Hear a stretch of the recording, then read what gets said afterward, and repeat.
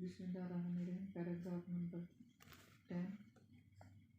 Such a thorough transformation of man and society owes to the Rasools sallallahu alayhi wa sallam deep faith in Allah Almighty, to his love for humanity and to the nobility of his character.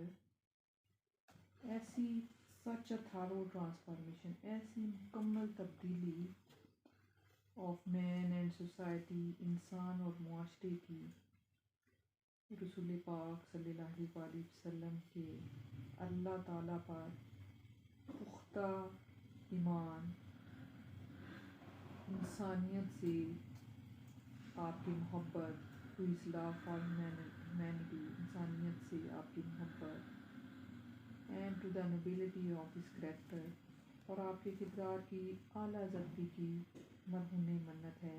Os, یہاں پہ Os کا word ہے OWES، Os, اس کا مطلب ہے مرہون منت. Indeed, بے شک his life is a perfect model to follow. آپ صلی اللہ علیہ وسلم کی حیات طیبہ تقلید کے لیے یعنی پیروی کے لیے بہترین نمونہ ہے.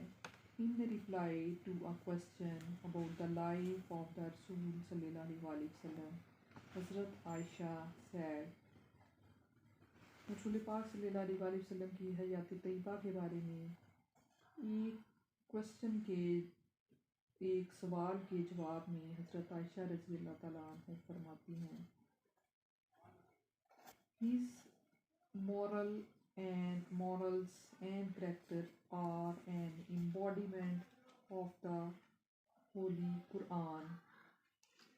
آپ صلی اللہ علیہ وسلم کا اخلاق و کردار قرآن مجید کا عملی اظہار ہے.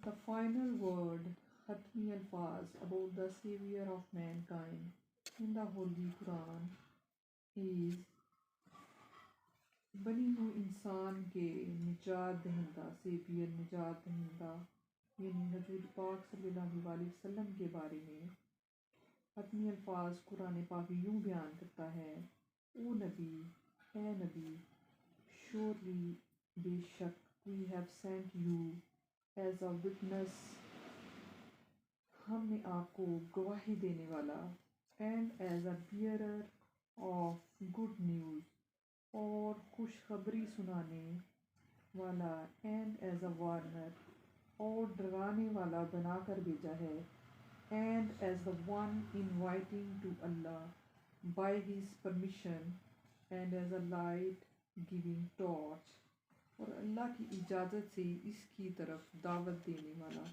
راہبر بنا کر بھیجا ہے. یہ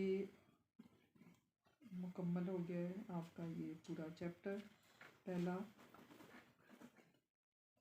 تو اس کو ریڈنگ سنیں اور پڑھیں.